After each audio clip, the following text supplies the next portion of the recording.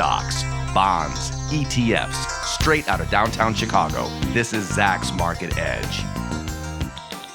Welcome to Zach's Market Edge, the podcast about investing in your life. I'm your host, Tracey Reineck, and this week I'm joined by Neena Mishra. She's the editor of Zach's Income Investor Trading Service, and that's the service which buys stocks and ETFs that produce dividends and income and all those fun things. And I know that a lot of people might think that that's a boring part of the stock market. Dividend stocks, who cares about those? But I've always said if you can get, 4%, 5%, or 6% a year just in the dividend yield, you're well on your way to compounding that to basically bigger riches. And I know a lot of people think, you're never going to get yields that big, and maybe not. But even a small yield like a 2 or 3% can really add up over the years. I know a couple of years ago, I read a really good book on dividends. Well, it wasn't explicitly on dividends, but it had a big chapter on dividends and how the compounding part of it actually works. And it was by Jeremy Siegel. He's a Wharton professor.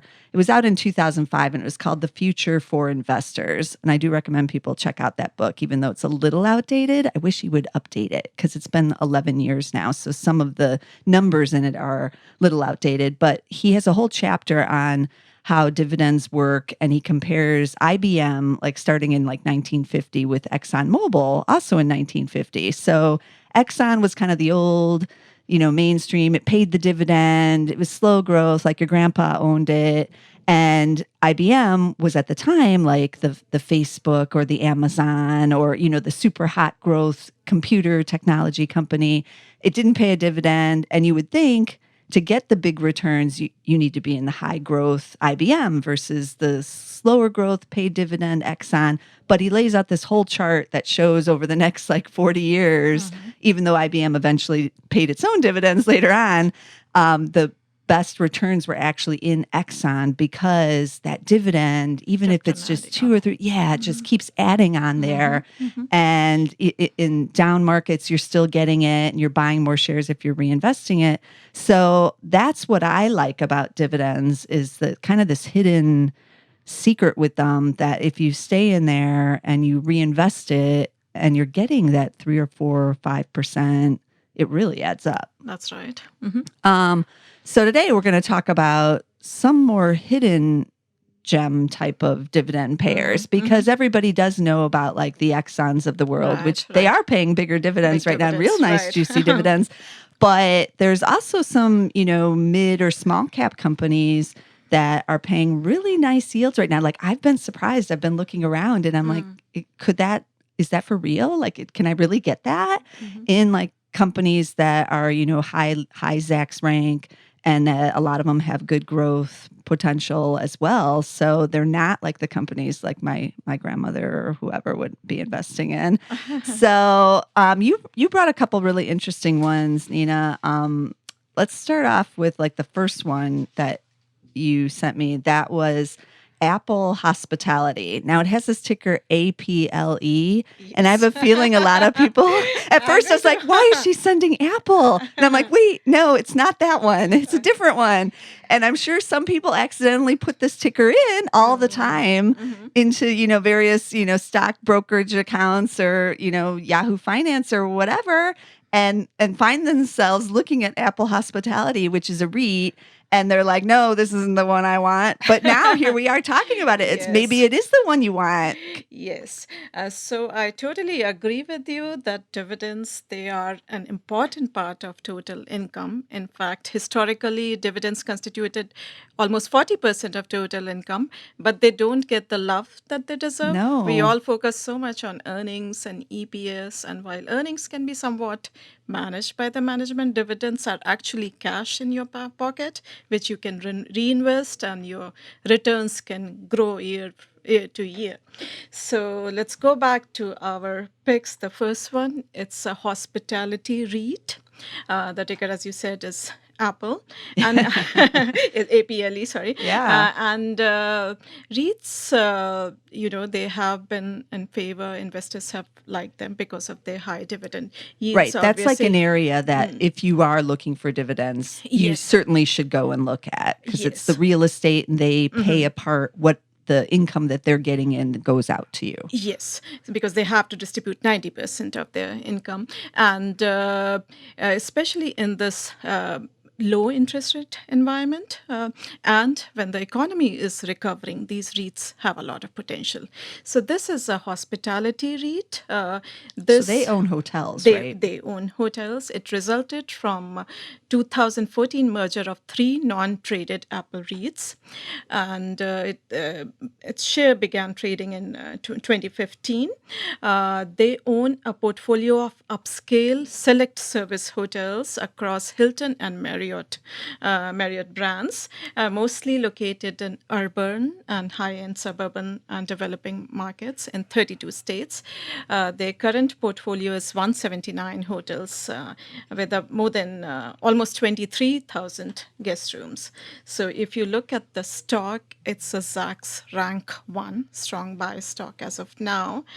And what's that dividend yield? It's pretty juicy. It's 6.5. I saw 6.47%. Yeah. Very, very, very interesting.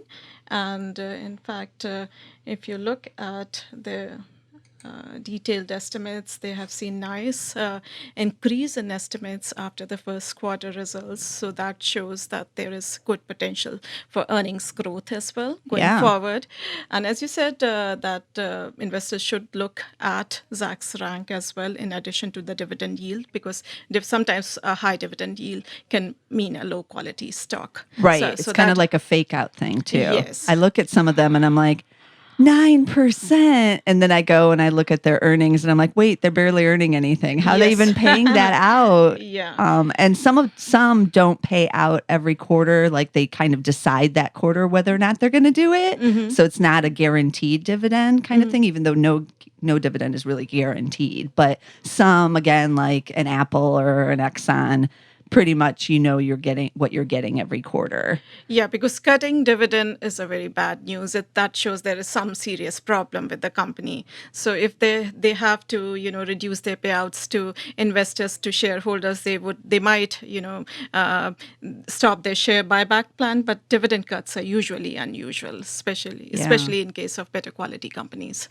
Okay, these guys, Apple Hospitality, they have a market cap of $3.2 billion, so they're a mid cap. Yes, they're a mid cap. And my second pick was a staffing company. Yeah, this one, I actually noticed it not that long ago, probably because it is a Zacks number one. So I was looking around at those, and I was looking for small caps, and these guys only have a market cap of 150 million. So they're real small. Yes. But I was like shocked to see what their dividend yield is, because it's around 6.5% too. Exactly. Very, very juicy. And I was like, how could that be? Because usually small cap companies don't pay out that much. They don't pay out at all usually. And if they do, it's like some paltry sum where you get like $1 every quarter or something like that, for your 1,000 shares or something. But this is like real dividend. And I even looked kind of to see, could they afford it?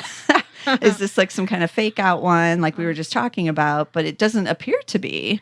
Yeah, in fact, I looked at one of their investor presentations, and I saw that they have seen very nice increase in revenue and EBITDA over the years, 41.5% growth in revenue and 49.8% growth in EBITDA over 2012, over the last about 3-4 years. So that's an excellent growth, consistent growth rate. So I think they should be able to maintain their payout as well. Yeah, they do a lot of temporary staffing, I saw, and they look like they're big in Texas. Yes, they're Texas-based, and they have they provide temporary staffing services to a diverse set of industries. Yeah. And I think if we ignore the jobs report for the month of May, which was probably an aberration, then the job growth, labor market has continued to strengthen. But there are still many companies who prefer to hire temp workers because they are not too sure about the macroeconomic and political situation. Yeah. So because of all these political uncertainties, they prefer temporary workers. So that's good. Good for these guys. Good for these guys. Okay, their ticker is BGSF. I don't think we mentioned that. Yes, and they have a unique distinction of A for value, A for growth, and A for momentum. All A for all three style metrics. That's not very usual. No, with the number one rank. So they're With like the basically number. the top of all categories. Yes. Wow. Okay. Your third one I thought was kind of interesting because none of our picks, I'll reveal this now ahead of time, none of our picks are actually banks, which is also interesting because historically that's where I would have gone for dividends. You know, you bought like the Citibanks or, Bank of America to get the 3 or 4% yield because again, like my grandma would have bought them, like the banks are safe and all of that. But now these picks, other than this one we're about to talk about, aren't really financial related. So they are an investment management firm. Okay. And Manning and Napier. Manning and Napier. The ticker is MN, and they also have a diversified client base, mostly high net worth individuals, but also institutions, including 401k plans and pension plans. So they offer both equity and fixed income portfolio, as well as blended asset portfolio, which include both stocks and bonds. And they do this bottom-up fundamental research and then invest in all caps, all countries, all styles, and all sectors for best total return. Now, for this company, they had seen some asset outflows over the past few quarters. That's what you have to watch for. So then I saw that the investment performance was really strong in the fourth quarter and then in the first quarter, and that should slow down the asset, outflows, cash outflows, and that is why the stock has really started doing well this year. So I think this is more of a turnaround story. Okay. They're also real small cap, 132 million market Yes. cap. But what's that dividend yield? 7.27%. Wow, 7.2. Yeah. And When do you get that? Like that's almost like a total return for a year. Yes, exactly. Wow. And they have a value score of A, trading at a forward PE is just 11.05%, and a growth score of B, resulting in a VGM score of A. So those things also look quite good, and it should be good for the. I looked up this one to see how long they've been paying the dividends since it's so juicy. And they have been paying it since 2012. So it's been, several years now of consistently paying that out. So just an FYI to everyone out there wondering if, how for sure this one is. Yeah. Okay. So that one's really interesting. I didn't have as good a juicy ones. Well, I guess I have one that's kind of juicy. But my picks were, I picked a kind of mid-cap, well, I guess they're a larger small cap, H&E Equipment Services. Their ticker is HEES, and they are one of the big equipment services that does rentals and sales. They have like 4 different categories, though, so they're maybe a little different than some of their competitors, but they operate in like high lift or aerial platform equipment, cranes, earth-moving equipment, and industrial lift trucks. So obviously some of that might be energy related, and the stock did get hit on, fears and over the last year of a downturn in the energy market, and also mining, and, they're heavy in construction, obviously. So it depends on what areas they're in. But, they've paid the dividends since 2014, and they've been paying it every quarter, even last year with all the problems in various industries.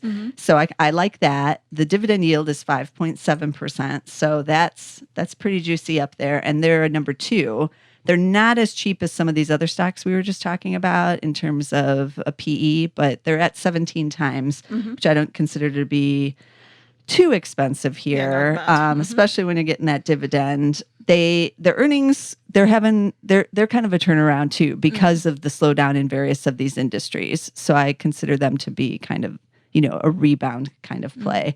But I like the construction area and anything related to that now. Definitely a bright area. I feel like that's still doing well. And their ticker again was HEES. I think I mentioned that, but just in case no one caught that. And then another one that I like a lot, I actually own this one in my own portfolio now because I liked it so much, is called New Media, and the ticker is NEWM. and they are in publishing, which I never would have thought I would have bought, because they actually literally do magazines, newspapers. They do digital and online, everything associated with that, because all of these newspapers now have websites and all of that. But this is an area that, is like, again, my grandma would have bought in. It used to be newspapers were like the place to be, and that's why Warren Buffett always bought them, because you had to have you had the classified ads, and everybody had to put something in there at some point, and everybody was advertising, and there was like these like monopoly markets. But then online came, nobody needed to read their local paper as much, and the whole industry kind of changed. But these guys are big into acquisitions. They're buying a lot of the regional newspapers. They own like over 100 newspapers now, I think. But so they'll buy like the Columbus Dispatch, which is actually quite a major newspaper in Ohio. That was family owned for years. They bought that out. Big, several million people in their region are reading that. So they turn around these newspapers and, try to make them more profitable. They just bought the Erie, which is a daily newspaper in Erie, Pennsylvania. But some people might be familiar with them, but not really know it was them, because they actually own the Las Vegas Review-Journal that, a couple months ago, Sheldon Adelson bought it for this huge premium. He just basically went in there's like, I want this newspaper, and here's what I'm willing to pay. So like, okay. And they sold it for a lot of extra cash. And so that allows them to go out and continue their strategy of acquiring all these other newspapers and digital and all these other media kind of companies. They also have like an interesting marketing company that partners with businesses with the Google AdWords to like monopolize or figure out how to, get the most out of the Google portion. And that actually saw revenues up really big last quarter, up 71% to about 10 million. So those are areas you need to watch with this company. They're also a small cap, 775 million. But their dividend yield is 7.5%. Wow. So I was like, at first I'm like, no, that can't be true either. Like, who's paying that? But they definitely, are paying it out. And a lot of the insiders actually on management have been buying shares because, you're going to get 7.5%. Like, if I can get that, I'm liking it. So PE is not too bad on this one, 13.5 or so.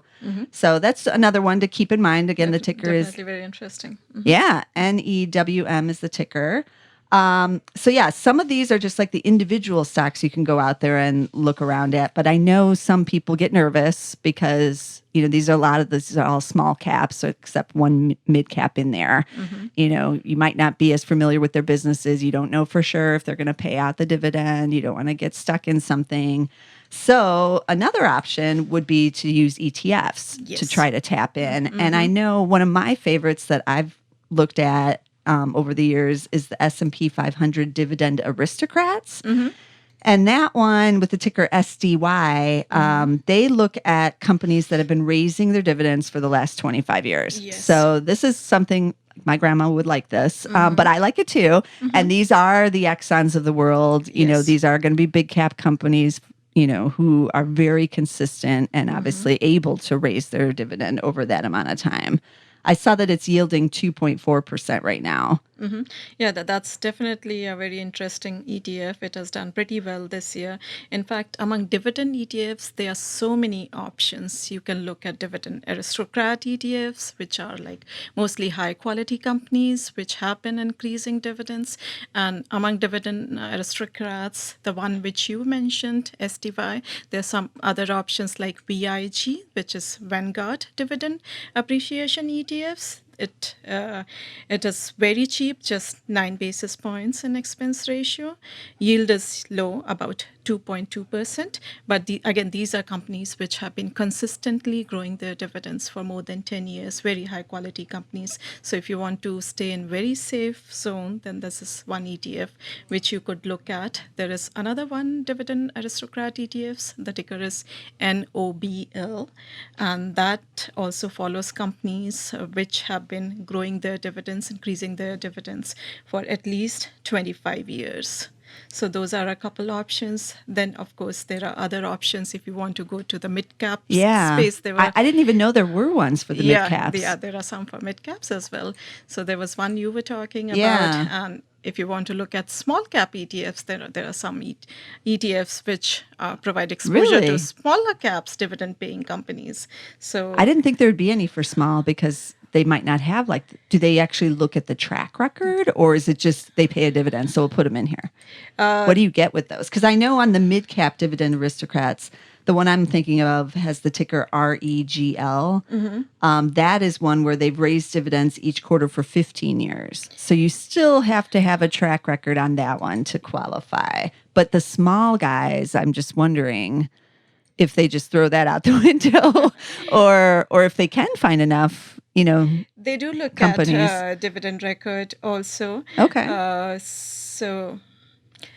But they, of course, being smaller cap companies, you cannot get that kind of 25 No. years or 10 years of yeah. record. In fact, I'm looking at the most popular one here. I couldn't open the page. Give me 1 minute. VBR is one of the most popular. It's Vanguard Dividend ETF, and for some reason. VBR? Mm-hmm. And that one, I wonder if it's like, okay, if you can do it for 5 years, we'll include you in there. It's like, woohoo, 5 years.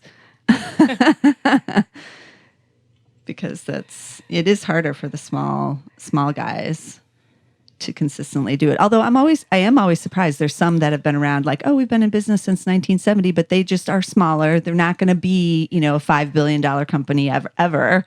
Exactly. But they, have this great consistent cash flow and they're able to pay it out over all those years, just doing their things in the heartland of America. Yeah, I don't see. They look at the track record for many years. Probably that's not a possibility in case of smaller caps. I would think maybe, they might throw that out. So if you want, I feel like you need to stay with the bigger caps if you want like a track record one of these ETFs. But if you're just looking for yield, there are other ways to do it.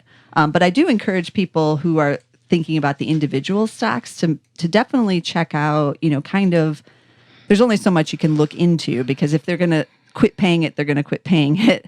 But, check out what they're actually earning. Do they make enough to pay that dividend? I mean, that sounds like basic, but you do need to look at it. I've looked at it and sometimes I've been like, they're actually Not paying so more than they're bringing in. So are they getting that from Not like so sure a whether loan or something? Like, where's the money coming from? Because this is money in your pocket. So the business has to generate this. So always look at that. And then I do go back and look at the historical dividends, like I was mentioning on some of these, how long they've paid it and whether or not they've increased it or cut it in those years that they've paid it. And you can find that information on Yahoo Finance.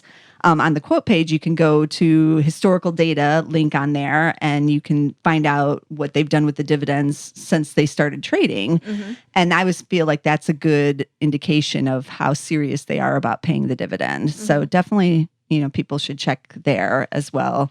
But dividends, this is the place to be right now with the 10-year so low. And you can get 4 or 5% yield with these dividend stocks, or some of the ETFs you can get 3%, 4% very easily. Whereas from a 10-year bond, you hardly get 1.6, 1.7%. I know, it's awful. And it's not that bond yield are going to increase anytime because in other parts of the world, they are having negative. I know, it's even worse. So U.S. Government bonds are still so popular, so the yields are not going to increase anytime. So stocks are the place to be in if you're looking for dividends. And it's if you're worried about risk, maybe go in for an ETF or just stay diversified, have a portfolio of high quality stocks, small cap, large cap, mid caps, then that will keep you safe. Yeah. Okay. Good advice.